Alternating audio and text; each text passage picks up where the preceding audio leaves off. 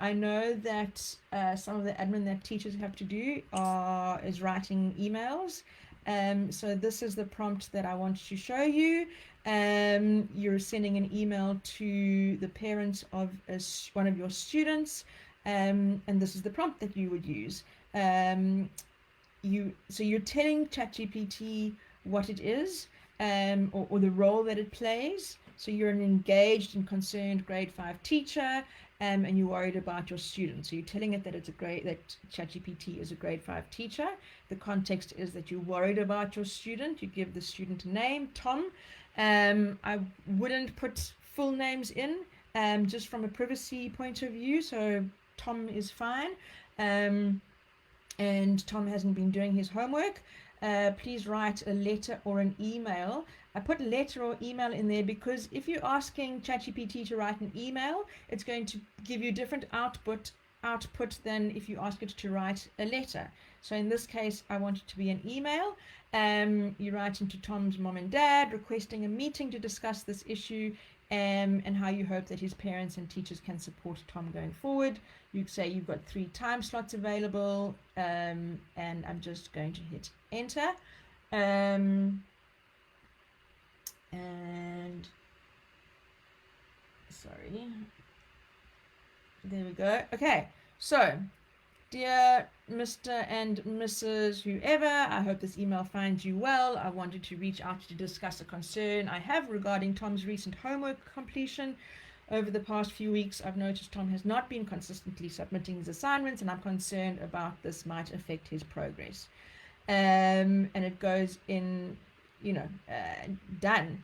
Obviously, as I've always said, remember sort of the 80-20 rule. So let ChatGPT do 80% of the work in this instance, and then you go in and you make 100% sure that it's using your tone of voice, that it's customized. If you want to add anything, I would never ever just copy and paste anything from ChatGPT. Never. So I highly recommend that you change, edit. You could also, you see in here, it also gives you a subject line. I will often upload something and I'll say, please give me 4 more ideas for subject lines, and then it'll give you different ideas. So there we go. So that is an example for an email. The one thing to remember with ChatGPT, where a lot of newbies, I suppose, go wrong, is you are treating ChatGPT or whichever large language model you're using as a search engine. It's not a search engine, it is a chat. So remember to engage with it. Keep asking it questions, keep having a conversation with it.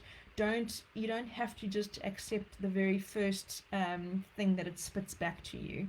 Okay, so that is the email. I am going to just try and get through as many of these prompts as possible.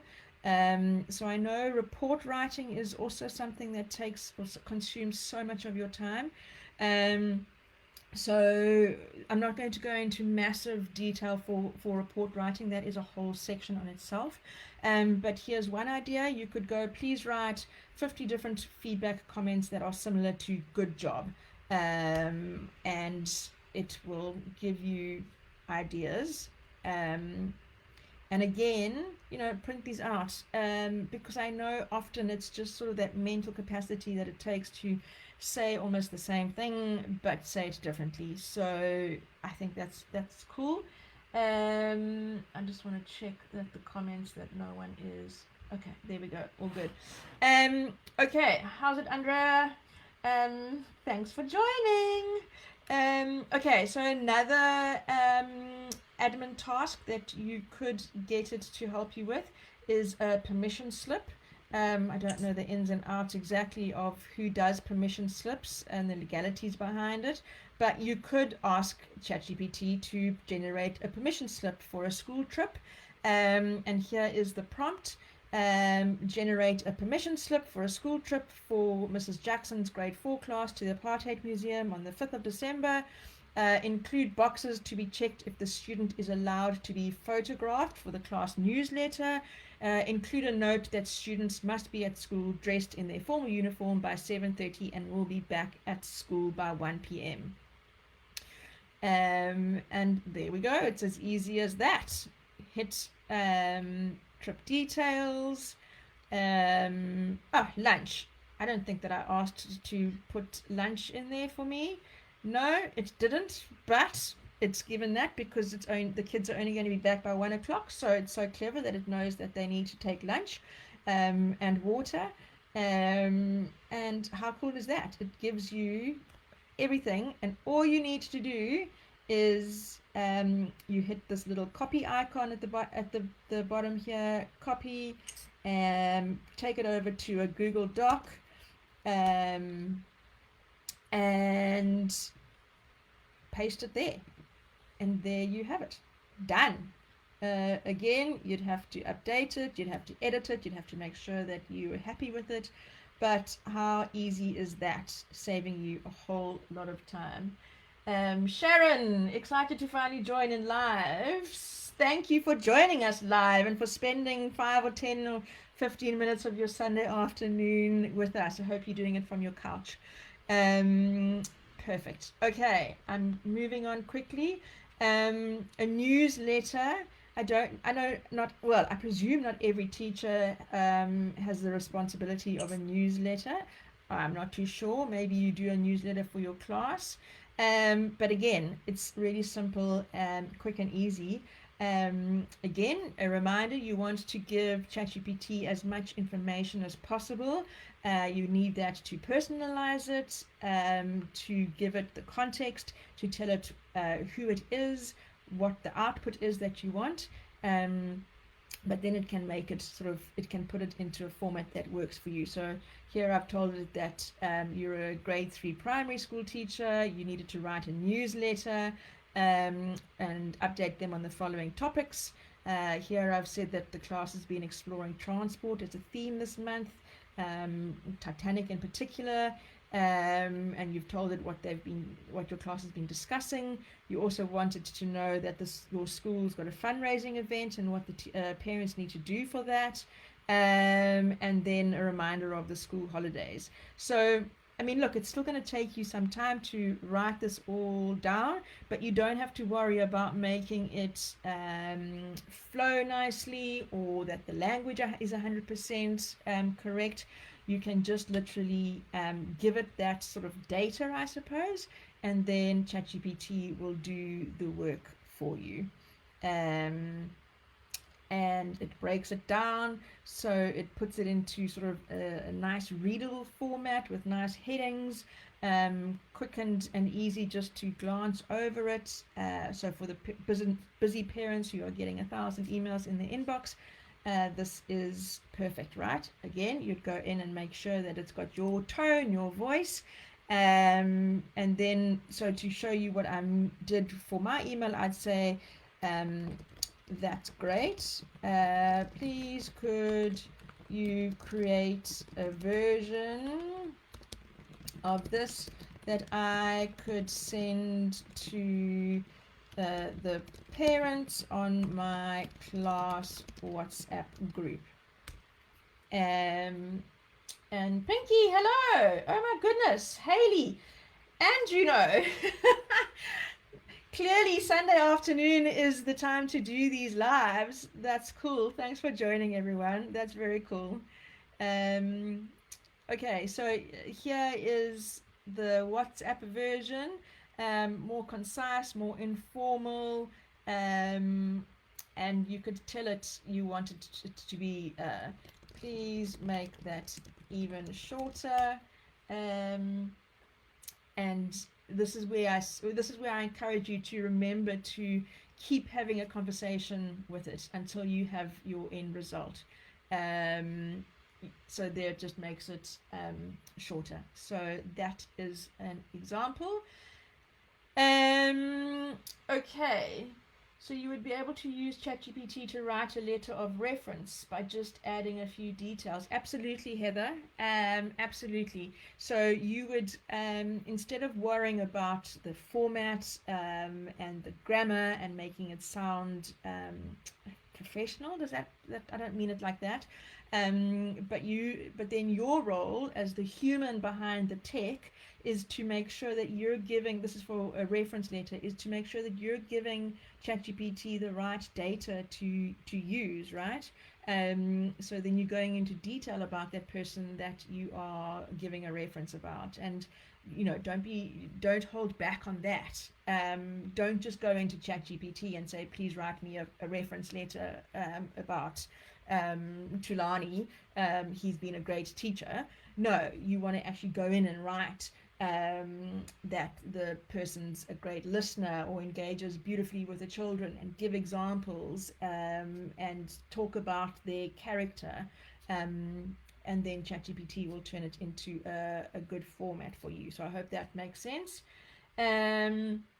So then what I want to, because my 5 minutes is clearly not your standard 5 minutes, but I hope you've got another 5 or 10 minutes to hang around. I want to jump into some lesson planning. So here is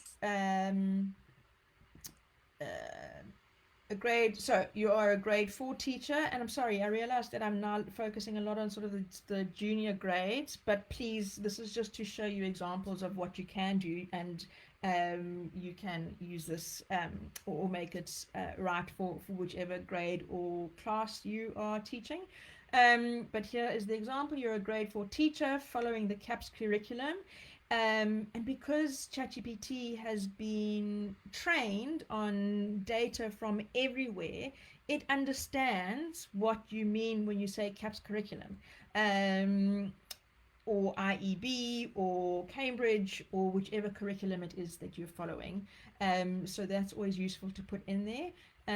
Write a short paragraph on the level of a grade 4 first language English student that has 12 grammar and spelling mistakes that the student will need to correct. And then this is what I love, is make the paragraph funny and on the topic of the solar system. So if your class is studying the solar system, then this is a great way to tie it all in. So I'm just going to hit enter there and show you what it brings back. Pinky says, a virtual assistant to teacher who pay me to do copywriting, and I use this app to make it easier for me. Exactly.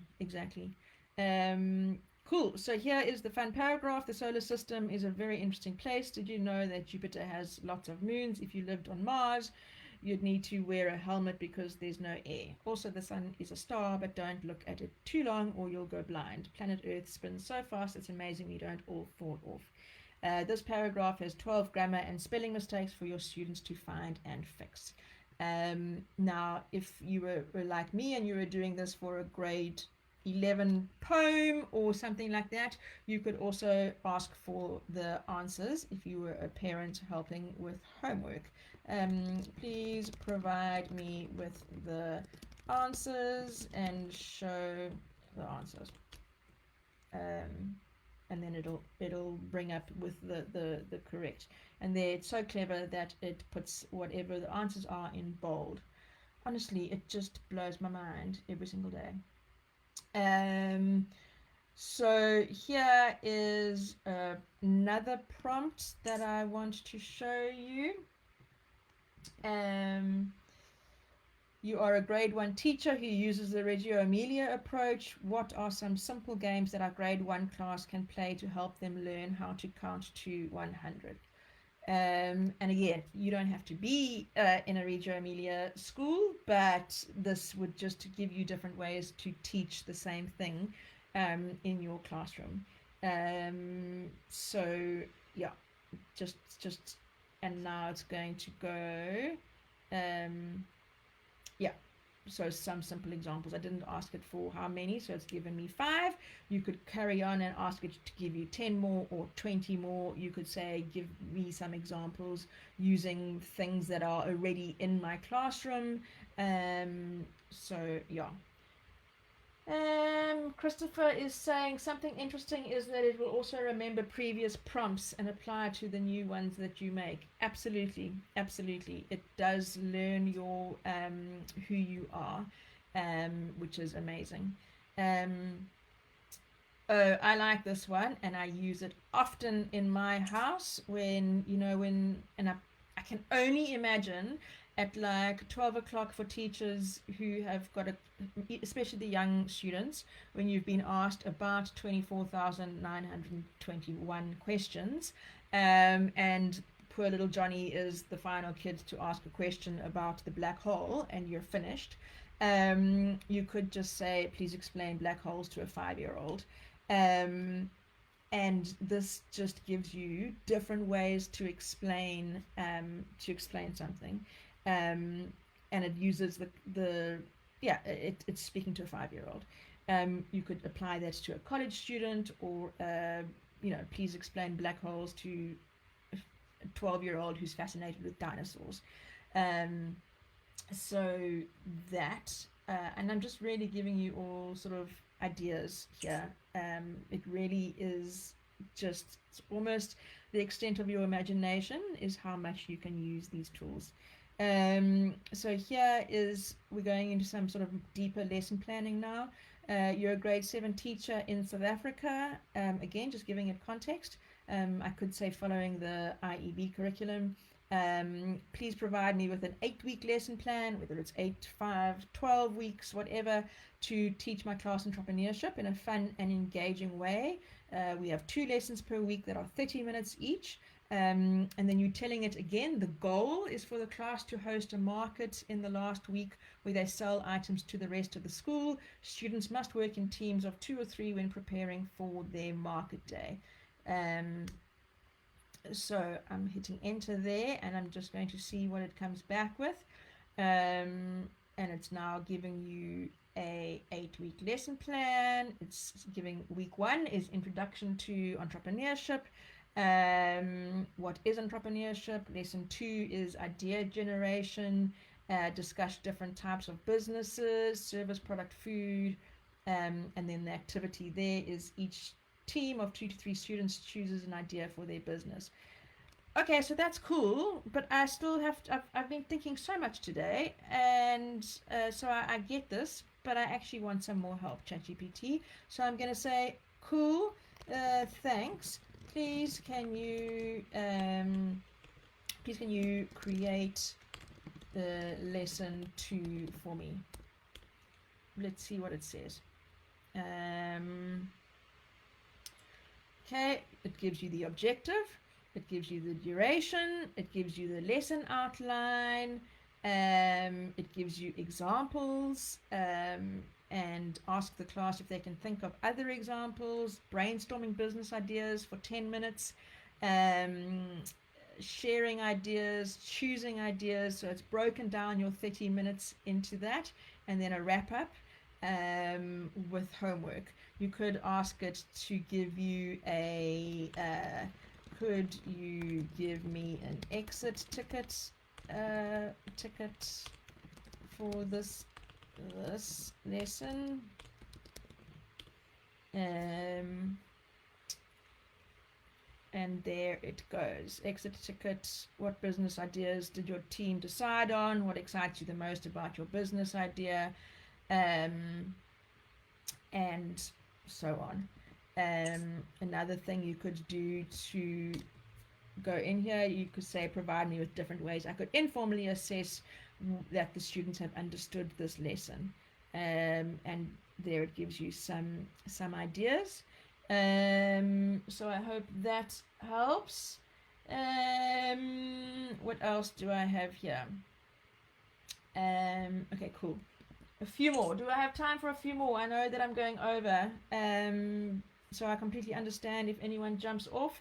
But I'm going to go along with this. So here is another example. You're a fun and engaging grade 8 teacher in South Africa following the CAPS curriculum. Create a 10-lesson plan for my students on basic financial literacy. Each lesson should begin with a hook to get the students interested and end with a fun way to assess their learning. Would you be able to tabulate the lesson plan, Christopher? Absolutely. Let me show you that shortly. I'm going to just, well, I shouldn't have asked it for 10 lessons because now it's going to give that. I'm going to say, please put this in table format for me. It just needs to let it finish the lessons. There we go. Lesson 8, lesson 9, lesson 10. So you can definitely put it into table format. One of the nice, so this is ChatGPT. So I'll show you what it does here, putting it into table format. One of the really nice things about Gemini, which is the Google AI, is that if you do it in Gemini, you can immediately open it up in Google Sheets. I can show you that quickly now. Let me see. I think it should. Give me 10 ideas for class projects on climate change and put it into a table for me. So there we go. It's put it into a table straight away, and you can go export to sheets. So this is Google. This is Gemini. I skipped from Gemini to I skipped from ChatGPT to Gemini, just so that we don't get confused. And then it will open it up in Gemini, in Google Sheets. Getting distracted now. And you could just tidy it up like that. So that's the one thing that I love about Gemini, is that you can open it immediately up into your Google Docs or Google Suite. I'm going to go back to ChatGPT here, and I'm multitasking like anything at the moment. Is there a best AI, ChatGPT or Gemini? Heather, so let me just show you here that it's done what we've asked it to do in ChatGPT as well. And it doesn't always, so you could download it here, download the table. And it's downloading it as a CSV, which is awesome. So once it's in a CSV, then you just upload it into your Google Sheets again. So if I go here, Sheets new, and if you don't know this, I only learned this the other day, call me crazy. If you're wanting a new Google Sheet or a new Google Doc, you can just go sheet.new and it brings it up. And I think that's pretty cool. And so this is how you would just go import to get your CSV file that you've just done in Google Docs. It's a bit slow now. Import